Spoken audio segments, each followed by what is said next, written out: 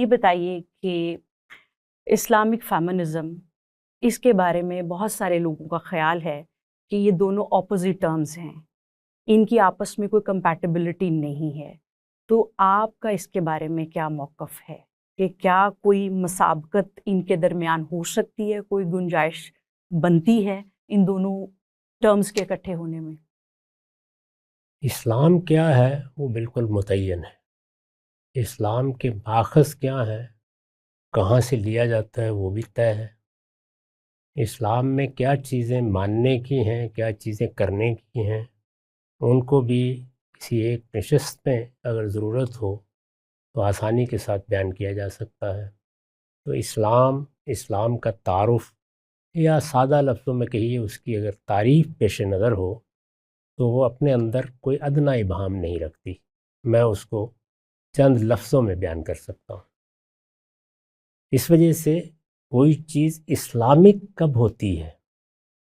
یہ بجائے خود باعث نزاع ہے، یعنی اسلامی جمہوریت مثال کے طور پر، اسلامی سوشلزم مثال کے طور پر، اسلامی تصوف، اسی طرح اسلامی فیمنزم، ایسی کوئی چیز دنیا میں پائی نہیں جاتی، اسلام پایا جاتا ہے، اسلام طے ہے، اسلام متعین ہے۔ یہ جتنی چیزیں ہیں وہ سیکولرزم ہے، وہ فیمنزم ہے، وہ سوشلزم ہے، وہ کمیونزم ہے، اسی طرح سے بہت سے عمرانی نظریات ہیں، بہت سی سماجی آراء ہیں، وہ جتنی چیزیں بھی ہیں ان کو اس لحاظ سے دیکھا جاتا ہے کہ اس میں جو بات کہی جا رہی ہے کیا کوئی چیز اسلام کے خلاف ہے، اس زاویے سے ہر چیز کا ہم جائزہ لیتے ہیں۔ یعنی جب اسلام کو میں نے مذہب کی حیثیت سے قبول کر لیا، اللہ کی ہدایت کی حیثیت سے قبول کر لیا، تو میں جس طریقے سے اپنے انفرادی معاملات کو دیکھتا ہوں کہ اس میں کوئی چیز اسلام کی تعلیمات کے خلاف تو نہیں ہے، میں کوئی چیز مان رہا ہوں تو کیا اسلام اس کو ممنوع قرار دیتا ہے، میں کوئی چیز کر رہا ہوں تو کیا اسلام نے اس سے روکا ہے؟ ظاہر ہے کہ اس پہلو سے مجھے ہر چیز کو دیکھنا ہوتا ہے۔ مسلمان کی حیثیت سے میں اپنے انفرادی معاملات کو بھی دیکھتا ہوں اور اپنے اجتماعی معاملات کو بھی دیکھتا ہوں۔ اجتماعی معاملات میں یہ سارے ازم پیدا ہوتے رہتے ہیں، مرتے رہتے ہیں۔ تو اس وجہ سے اسلام کا لاحقہ لگا کر یا سابقہ لگا کر ایسی کوئی چیز بنائی نہیں جا سکتی۔ اسلام اپنی ساخت میں، اپنی نوعیت میں، اپنی اصل میں بالکل پیور ہے، وہ اپنی خالص دعوت کے ساتھ موجود ہے،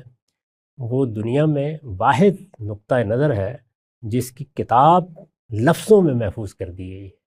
اس لیے کسی چیز کے بارے میں بھی یہ خیال کرنا کہ ہم اسلامی کا لاحقہ سابقہ اس کے ساتھ لگائیں گے اور پھر اس کے بعد اس کو ایک نئی چیز بنا دیں گے، تو یہاں تو لوگوں نے خیر یہ ستم ظریفی بھی کی ہے کہ وہ اپنے دکان پر لکھتے ہیں اسلامی شہد،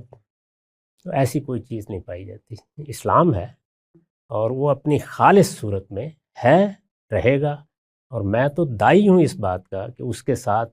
نہ کبھی میں نے علم کلام کا پیوند قبول کیا ہے، نہ تصوف کا پیوند قبول کیا ہے،